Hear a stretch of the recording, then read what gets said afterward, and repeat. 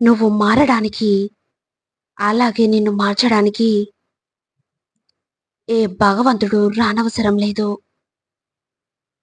ఒకటి మాత్రం నిజం, కాలం పరీక్షిస్తుంది. కాస్త ఓపిక పడితే ఆ కాలమే నీకంటూ ఒక దారిని తప్పకుండా చూపెడుతుంది. అర్థమైందనుకుంటా. బాగా గుర్తుపెట్టుకోండి. మీరు కార్చే ప్రతి కన్నీటి చుక్కకి, ప్రతి దానికి కూడా ఒక సమయం, అలాగే ఒక సమాధానం తప్పకుండా వస్తుంది. గుర్తుంచుకోండి. నీ కష్టాలు, అలాగే నీ బాధలు నీ లక్ష్యానికి ఏమాత్రం అవసరం లేదు. దానికి కావాల్సింది కేవలం నీ శ్రమ, అలాగే నీ సమయం మాత్రమే.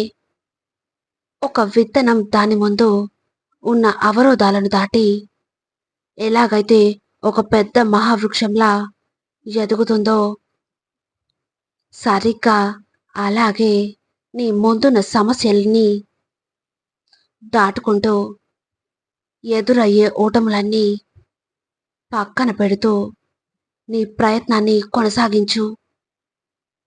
అప్పుడే నీకు విజయం లభిస్తుంది.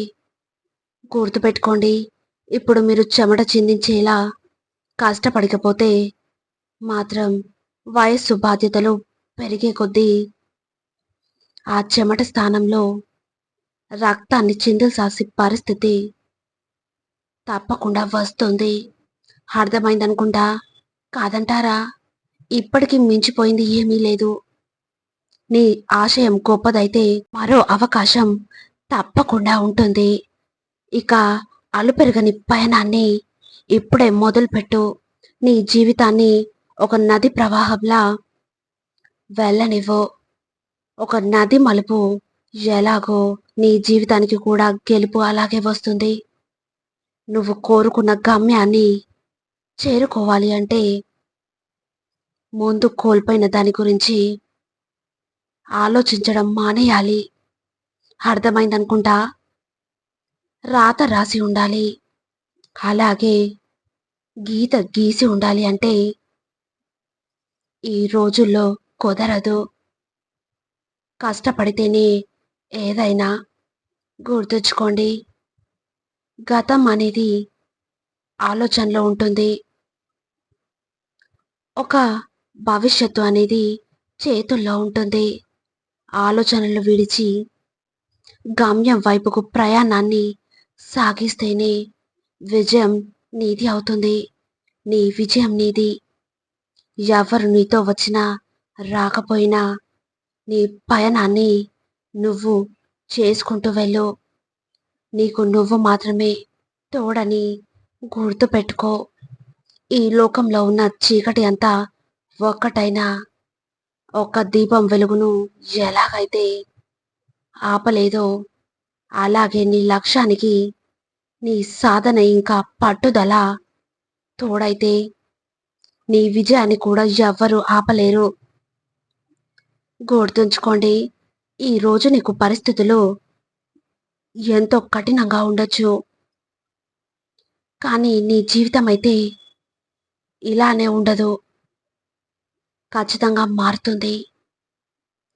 కష్టపడు, ప్రయత్నించు. ఓటమిని మాత్రం ఎప్పటికీ ఒప్పుకోకు. ఒక మలుపు అయితే ఖచ్చితంగా నీకోసం ఎదురు చూస్తూ ఉంది. కాబట్టి ముందు మీరు అక్కడికి ప్రయాణించండి. అంతేకాని గతంలోని మిగిలిపోకండి. ఉన్న చోటే కూర్చుని ఉంటే కాలమేమి మీ కాళ్ళు పట్టుకొని గెలుపు వైపుకి నడిపించుకు వెళ్ళదు. ఇంకా గతంలోకే తోసివేస్తుంది. కాలంతో కలిసి వెళ్ళాలి అనే ఆలోచన ఉన్నవాడికి ఎప్పుడూ కూడా కాలం అనేది కలిసి వస్తుంది. గుర్తుంచుకోండి. అప్పుడే పుట్టిన పక్షి కూడా తెలియదు తను ఎగరగలదని. అప్పుడే పుట్టిన పసవాడికి కూడా తెలియదు తను నడవగలగడని. ప్రయత్నిస్తాడు, కింద పడతాడు, ఏడుస్తాడు, ఎన్నో గాయాలు పాలవుతాడు. ఆ ఏడుపులు, ఆ గాయాలు ఏవి కూడా రేపు తనకి గుర్తుండవు.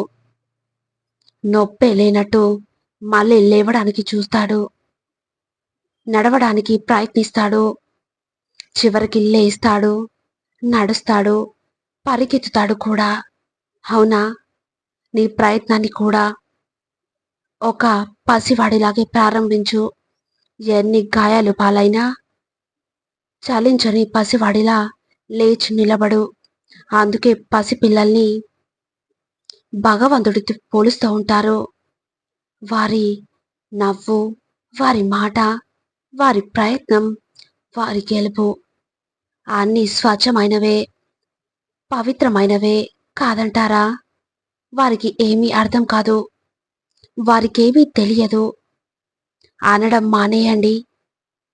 వారి నుండి నేర్చుకోండి, వారి నుండి అర్థం చేసుకోండి, వారి నుండే తెలుసుకోండి ఎలా జీవించాలో, ఎలా నవ్వాలో, ఎలా ప్రయత్నించాలో, ఎలా గెలవాలో కూడా. నువ్వు ఒంటరిగా నడిచే సమయమే నీ జీవితంలో అత్యంత కష్ట సమయం. కానీ అదే నిన్ను అత్యంత బలవంతుడిగా తయారు చేస్తుంది. జీవితంలో ఏం జరిగినా కూడా అంతా మన మంచికే అని అనుకుంటే చాలు, నీకు మనసు ఎంతో ప్రశాంతంగా ఉంటుంది.